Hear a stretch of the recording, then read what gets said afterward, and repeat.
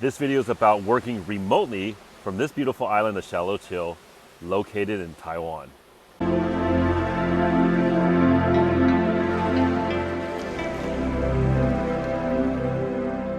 What's up guys, Ray here, Freedive Nomad. I do videos about freediving and about the island I live on in Taiwan called Xiaoluqiu.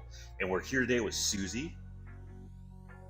She works for Catapult, which makes short form content for content creators that they can put on social media from their already existing content. Today we're at Tiao Cafe. It's on the top of the hill here in Xiaoluqiu. It's a beautiful view, you can't see it, of the ocean down there. We are going to be asking Susie about her experience working remotely on Xiaoluqiu. So my name is Susie Lee, and I am a US Korean American, and I've been in Taiwan for about 18 months. What brought me here was my startup, which I'm a co-founder of, called Catapult. We were accepted in one of the accelerators in Taiwan called AppWorks, and my other co-founder, Mike, was already here. We decided that it was important for both of us to be here and working together. We work with video creators like Ray, who have already been making videos like YouTube or live streaming, and they aren't able to make a lot of highlight videos or summaries from the stuff that they've already made and put a lot of effort in. So we're making it super easy for people to be able to do that. So that was the main driving force for doing it now. But then also when I looked at the quality of life in Taiwan, and I have at the time I had a 2-year-old and was thinking about where to raise a child, and thought, based on what I read and from the research I did from Taiwanese friends, they all said Taiwan was a really good place to raise a kid. And they were right. So what made you decide to come? A friend had actually mentioned one of the other boat burning festivals. There's like 3 cities, Yes. right, that had it. And she had posted about going to another city and doing it, and it looked pretty great. And she said it only happens every 3 years. Every 3 years. Yeah. So I was inspired by that and thought, now I'm gonna have to wait 3 years. But then found out from one of your posts that in fact it was also happening here. So I thought, why not? Let's go there. The island seemed very accessible relative to some of the other islands. If you guys want to see the video on how to get here from Taipei very easily, check out right up there.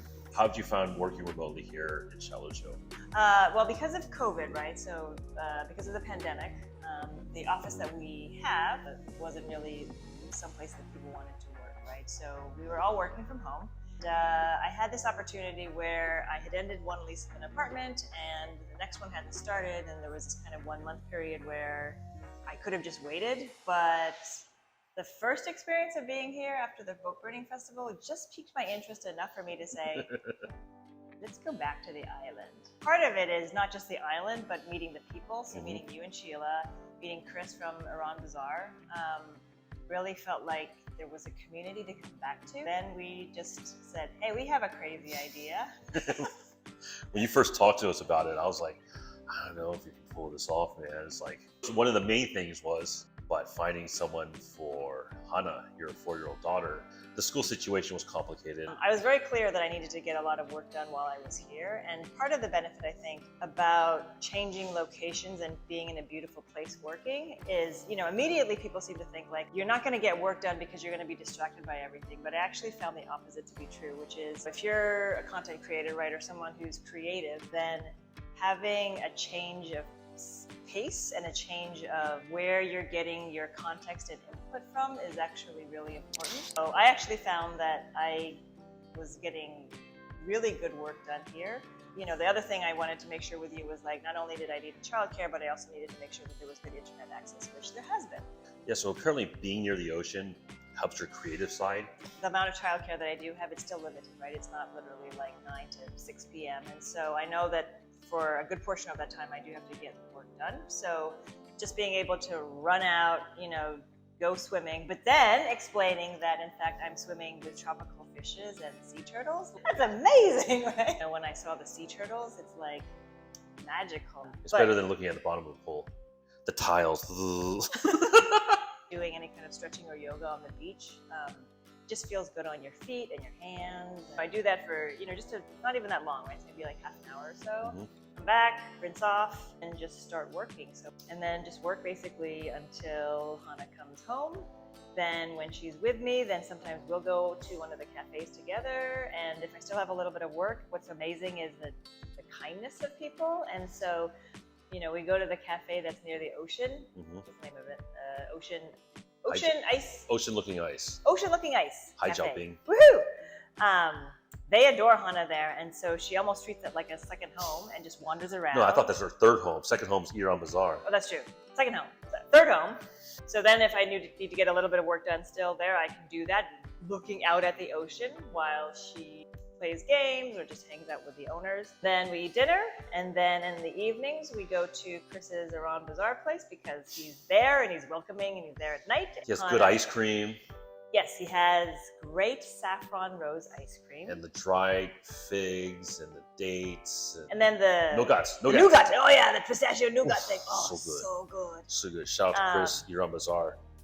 And then not only that, but I mean, he just adores Hana. And so like there's just very clear, like she feels the love from these adults. You know, people are kind to her in Taipei, but I think one of the things that we're noticing here in the island is that people have more capacity and patience because they're a little more relaxed and not so stressed out about things. I'm way patient here. How did you find navigating like daily life here without like Chinese or no scooter license? I have an electric bike from JGoGo, and because the island is small, it was actually completely fine. The minimal Chinese that I know, plus gesturing, plus Google Translate, has not been any more challenging than it would be in Taipei. So do you have any advice for remote workers or digital nomads who are thinking about spending some time here on the island in Xiaoluqiu? Well, you know, I think we both have to acknowledge, first of all, that it's been a privilege to be able to have the flexibility with a job that can work from home or work on a laptop exclusively. Or on the beach. So not everyone can do this. For the people who can, it's a really nice way to reset your habits. And if you're feeling a little bit in a rut, then doing something like this, and especially with someone like Ray, this would basically not be possible without you and Sheila. I mean, 100%, because I wouldn't have known how to contact anybody for childcare or like lodging long term. Having you guys basically as the ambassadors, which I think anyone else could do, right? Like they could just reach out to you and say like, we'd like to do it. Totally, reach out.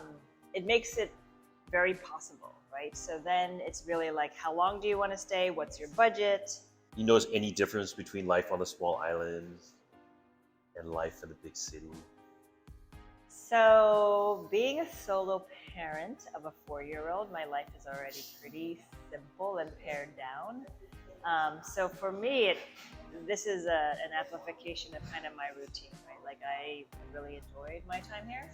There's the abundance of fresh seafood here. I feel like my body is just like, you haven't had fish in like months, right? And it's inexpensive, so it's affordable. Seeing friends like you guys and being able to have dinner, going to Chris's. I mean, for my daughter, like this is life. I mean, she's so happy here and really thriving. It's so easy to link up, right? I think if you're in a big city, you have to like plan like, oh, next week, next Tuesday, let's have dinner or something. Right now, it's just like, what are you guys doing tonight? or am I like, here, I've got 2 fish. Where am I supposed to put this? I'm down the street. Again, because I think I sort of strive for a simple life and one that is, pretty focused on just a few things, then being here has been just great, and the time has gone by so fast. Memories formed around water are probably the strongest. I mean, I have really strong memories of like being by the ocean or by the lake. It is nice and helpful if you know how to swim pretty well. So that's it for now. If you got to this point already, congratulations. Please like and subscribe down there. Leave us a comment. Tell us if you want to come to Xiaoluqiu and work remotely. This is the man. He'll hook you up with everything. You can ask him any question.